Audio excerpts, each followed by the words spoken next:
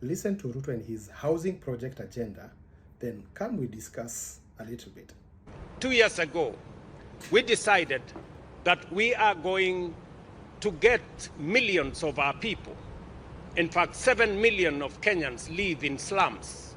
And we decided that we are going to give dignity to our people and we are going to build houses for them. I am happy that Ethiopia, in your vision, is going to build 1.5 million houses. We are also on that journey. Already, we have 700,000 housing units on the pipeline. We are already constructing 170,000 houses as I talk to you. And Kenyans, from their own resources, without debt, without support from others, have raised $4 billion worth of projects under the housing program. It confirms to you that what you are doing in Ethiopia is what we are doing in Kenya, and that is what we should be doing in our region. That way, we can emancipate our people from debt. Let's have an honest conversation. My 2 cents. Yes, very true. Ethiopia, they do have a housing project. They call it condominium housing project.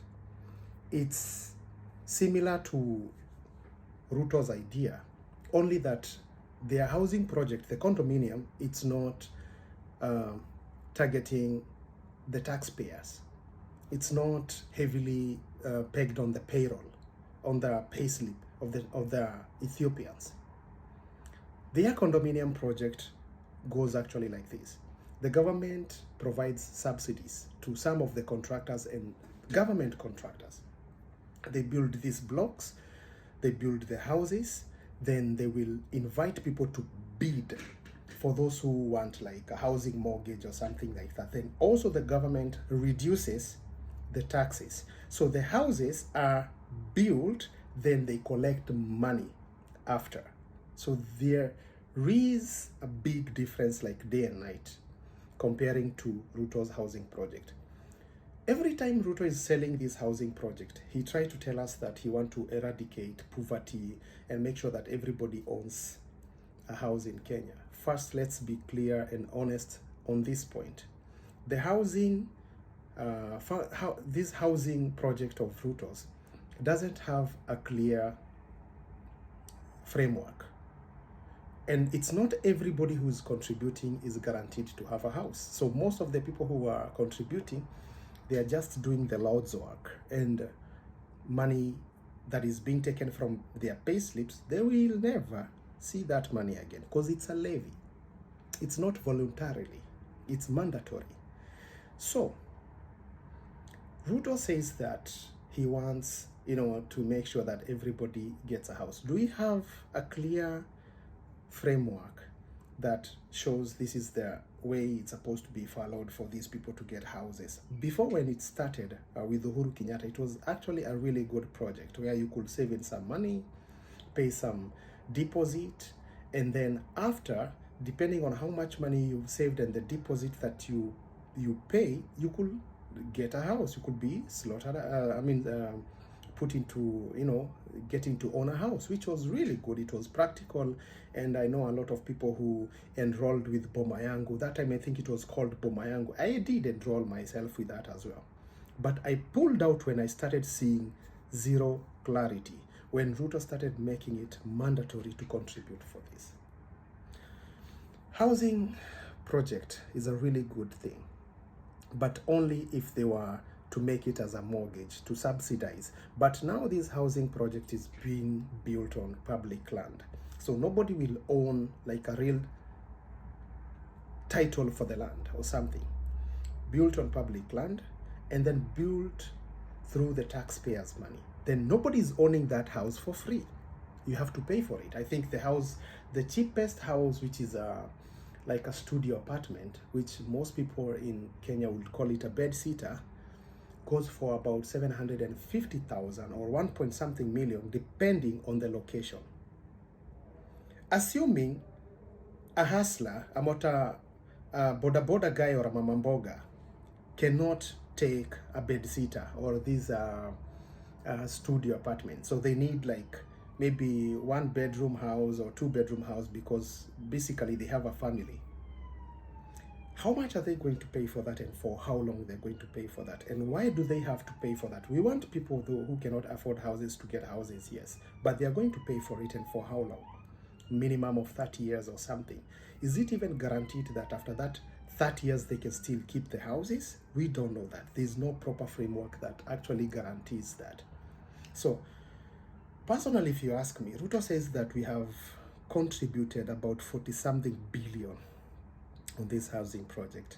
Then I saw another bill that was proposed that money that is contributed for housing levy can also be used to build like police stations and things like that.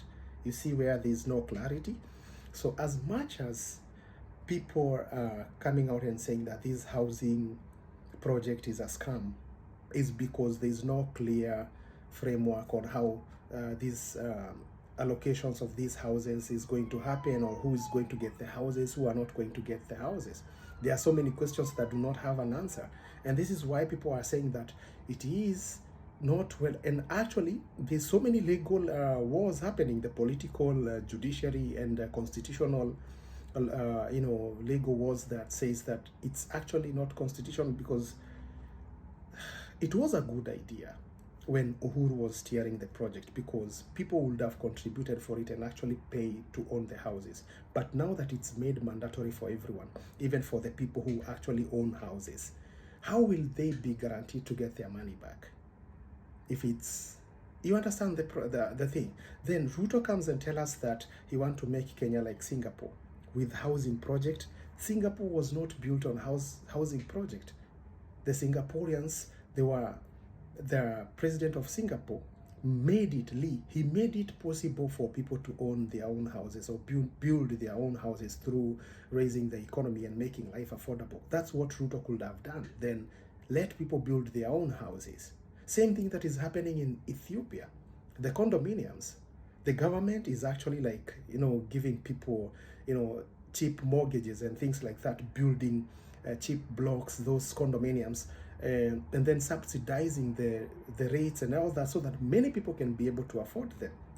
You understand? But they are not being forced to pay for the construction of the houses. But in Kenya, everything is quite opposite. Then Ruto goes everywhere doing the campaign and trying to convince us how, it's the best thing, it's going to eradicate poverty, it's going to finish the slums and all that. This is the narrative he's trying to con us, because this is a con game. If you don't believe me, then try to resonate. How many people are contributing, and how do you know that you're going to get the houses? What are the procedures of getting those houses? Who determines who deserves the house and who doesn't?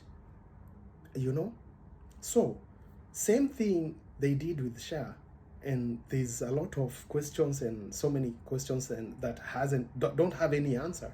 The same thing with the housing project. To me, it's just but a big scam. Let me know what you think. What are your ideas on this housing project? You think it's going to change Kenya, to transform Kenya and make it Singapore or whatever that Ruto dreams about? Or do you think it's just another scam that we cannot be able to explain?